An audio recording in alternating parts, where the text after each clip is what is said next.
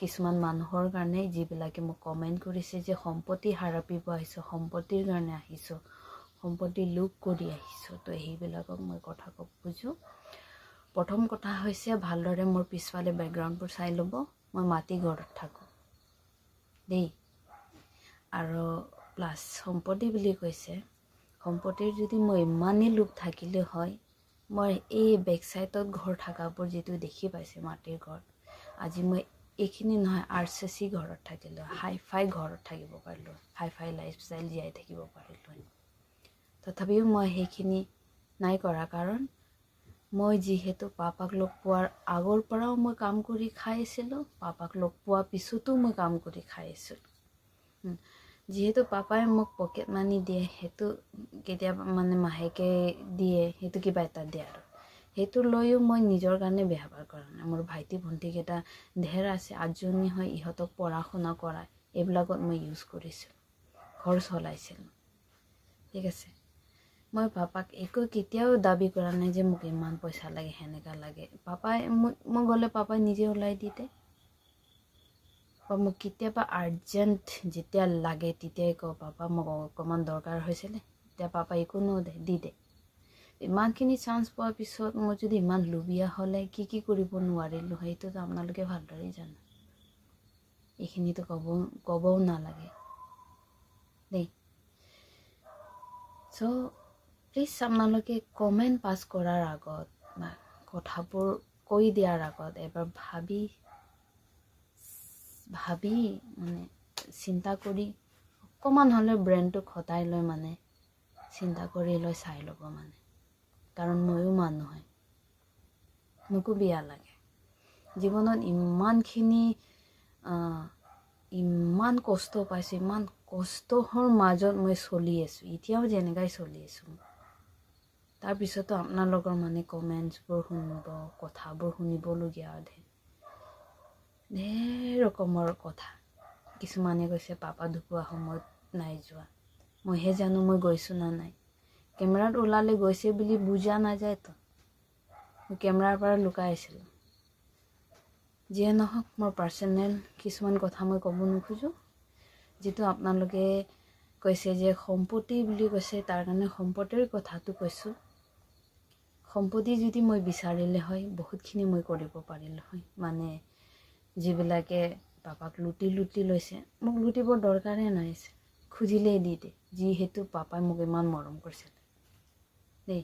মোৰ ঘৰত এতিয়াও বহুতখিনি বস্তু পাপা দিয়াবিলাকে আছে, সেইটো দি চলি আছোঁ। মই নোখোজাৰ আগতে চাই লৈ দি দে, মই নোখোজাৰ আগতে গম পাই যে কি। এনেকা হোৱাতে মই মানে কিন্তু ভাবিবই পৰা নাই কেনেকুৱা সম্পত্তিৰ কথা আপোনালোকৰ মাইণ্ডত আহিছে। মানে সম্পত্তিৰ কাৰণে মই ওলাই আহিছোঁ, ইমান বেয়াকৈ ভাবিব নাপায় দেই আপোনালোকে। সঁচা কৈছোঁ, মই নাভাবা নুবুজা শব্দবিলাক আপোনালোকে ওলাই আনিছে মানে, সেইটো মোক ভাল লগা নাই মানে দেই। তো প্লিজ কথাবোৰ কোৱাৰ আগতে ভালদৰে ভাবি চিন্তি কৰি কমেণ্টবোৰ পাছ কৰিব, কথাবোৰ সুধিব, যি কথাবোৰ জানিব আছে। আজিৰ পৰা মই ব্লগ বনাম। চ' যিমান পাপাৰ লগত মেমৰি আছে, কি হোৱা নাই, কি নাই হোৱা, এইখিনি মই লাহেকৈ কৈ যাম। চ' মোৰ চেনেলটো ছাবস্ক্ৰাইব কৰিব, মোৰ লগত লাগি থাকিব। কথা যদি কিবা বেয়াকৈ কৈ দিছোঁ বা কৈ পাইছোঁ তো মোক মানে ক্ষমা কৰি দিব, কিন্তু যিটো সত্য কথা সেইখিনিহে মই কৈছোঁ।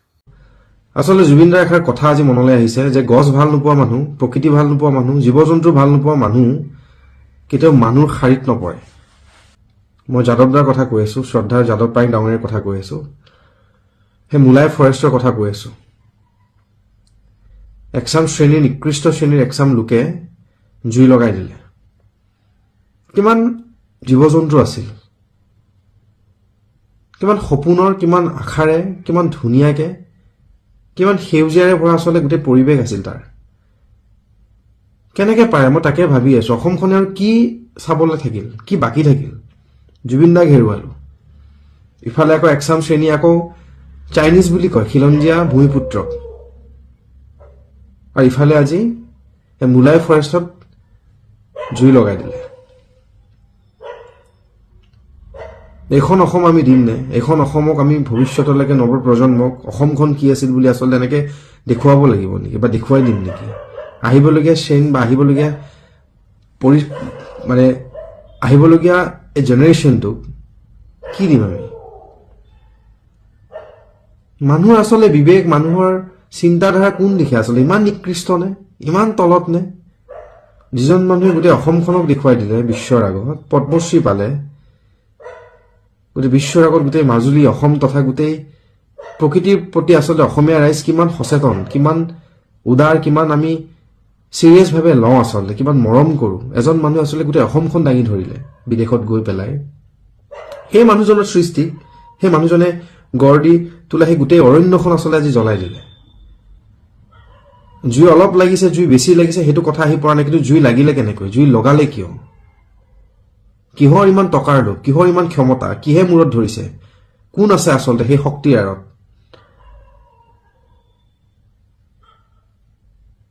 কেনেকৈ পাৰে আচলতে কৈ শেষ নহ'ব। আচলতে আমি বুজি পোৱা নাই কথাটো তাত।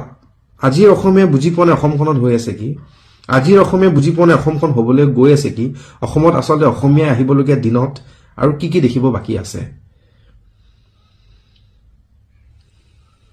যদি কিবা ৰাজনীতি জড়িত হৈ আছে, যদি তৃতীয় শক্তি জড়িত হৈ আছে, যদি কিছুমান দালাল জড়িত হৈ আছে, আচলতে চৰকাৰখনে আচলতে তেওঁলোকক কঠোৰতকৈ কঠোৰ শাস্তি দিব লাগে। ৰাইজৰ আগত দেখুৱাই দিব লাগে সেই মুখকেইখন, সেই মুখা পিন্ধা আচলতে অসমীয়াটো কেতিয়াও হ'ব নোৱাৰে তেওঁলোক। কিন্তু দুখ লাগিছে অসমখনে আচলতে বহুত কষ্ট পাই আছে। আজি 103টা দিন ধৰি আজি আমি ন্যায় নাই পোৱা। জুবিন দা আমাৰ মাজত নাই, একুৰা জুই লৈ পেলাই অসমীয়াই জীয়াই আছে। থলগিৰি ৰাইজে আচলতে ক্ষোভত আছে, ইফালে কাৰ্বি আংলংখন জ্বলি আছে। সেই অনা অসমীয়াখিনি আমাক আচলতে উচতাই আছে, আমাক ঠাট্টা মস্কৰা কৰি পেলাই আমাক আঘাত দি আছে। তাৰ উপৰি আজি আকৌ মোলাই ফৰেষ্টত আচলতে একুৰা জুই। কিমান সহ্য কৰিম, কিমান জুই লৈ পেলাই জীয়াম, কিমান জুই বুকুত লৈ পেলাই আগুৱাম আচলতে অসমীয়া জাতিয়ে। ছিষ্টেম সলনি কৰিবলৈ হ'ল, ষ্ট্ৰং হ'বলৈ হ'ল, ষ্ট্ৰিক হ'বলৈ হ'ল, কঠোৰতকৈ কঠোৰ শাস্তি দিবলৈ হ'ল আচলতে। এইখন অসম আমি বিচৰা নাই, এখন অসম আমি নিবিচাৰোঁ, অসমীয়াই নিবিচাৰে।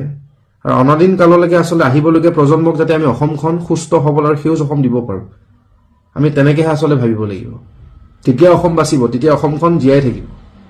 আমিতো ঢুকাই যাম, মৰি যাম, এদিনটো নোহোৱা হৈ যাম। কি দিম অসমখনক? এই সৰু সৰু কণ কণ ল'ৰা ছোৱালীবিলাকে 100 বছৰ 200 বছৰ বা যিয়ে নহওক আহিবলগীয়া প্ৰজন্মক কি দি যাব বা কি পাব তেওঁলোকে ভাবিবলৈ হ'ল। কিন্তু বহুত কথা ক'লে শেষ নহ'ব, কিন্তু দুখ পাইছোঁ, আঘাত পাইছোঁ। আচলতে 2025 চনটো অসমখনৰ কাৰণে আচলতে যুগ যুগান্তলৈ আচলতে আমি মনত ৰাখিম। সাংঘাতিক বেদনাদায়ক আচলতে, খুব দুখৰ এটা বছৰ। বহুতৰ বহুত ভাল হৈছে, বহুতৰ উন্নতি হৈছে, কিন্তু অসমখনে হেৰুৱাইছে সকলো। সেই মাতষাৰ, সেই গীত, সেই সৃষ্টি, সেই এটা ব্যক্তিত্ব তথা সকলো কিন্তু জীয়াই ৰাখিবলৈ প্ৰয়াস কৰি আছোঁ। অসমীয়াই জীয়াই ৰাখিবলৈ সাহস গোটাইছোঁ, একুৰা জুই লৈ পেলাই হ'লেও আগুৱাই গৈ আছোঁ কিছু সৃষ্টি জীয়াই ৰাখিবলৈ, আৱেগিক হৈ পেলাই। যদিও ন্যায় নাই পোৱা, ন্যায় আশাত ৰৈ আছোঁ। তাৰে মাজত অসমীয়া সেই ভূমিপুত্ৰ, সেই খিলঞ্জীয়া ৰাইজ তথা সেই ভূমিপুত্ৰই আচলতে সৃষ্টি কৰা এখন অৰণ্য জ্বলাই দিলে আজি।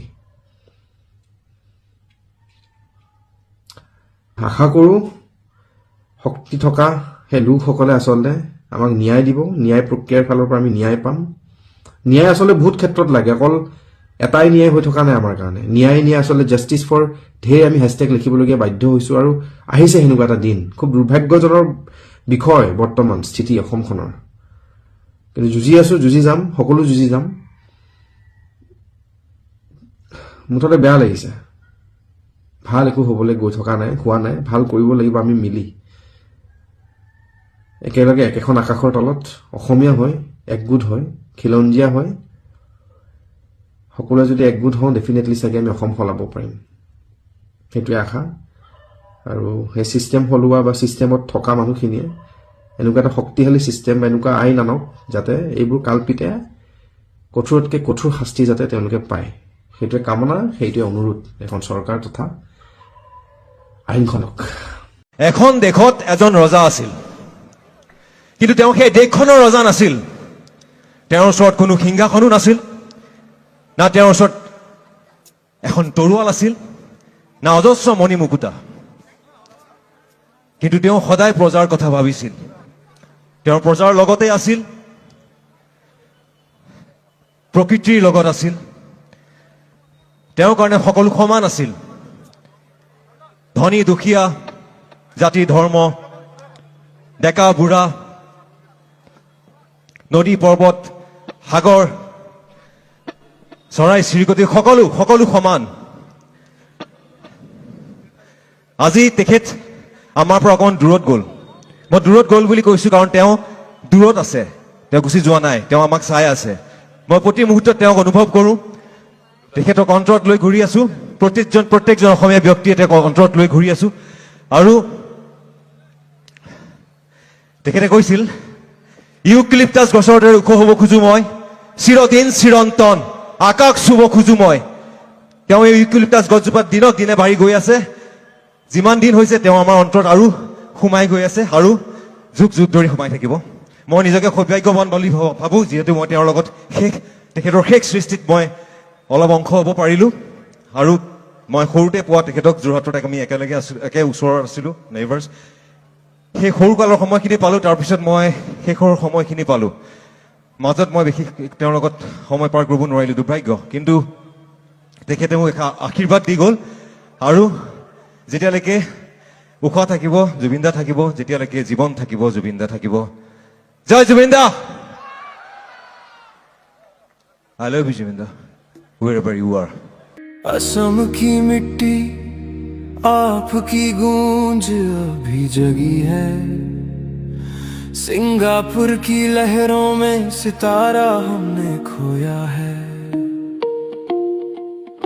कुत्तों ने खा गए आपकी मेहनत का ताज किला हरामी लोगों ने छीन ली हमसे आपकी आवाज हर वीडियो और तस्वीर में आपकी लाचारी है अब सच को दबाना किसी के बस की बात नहीं है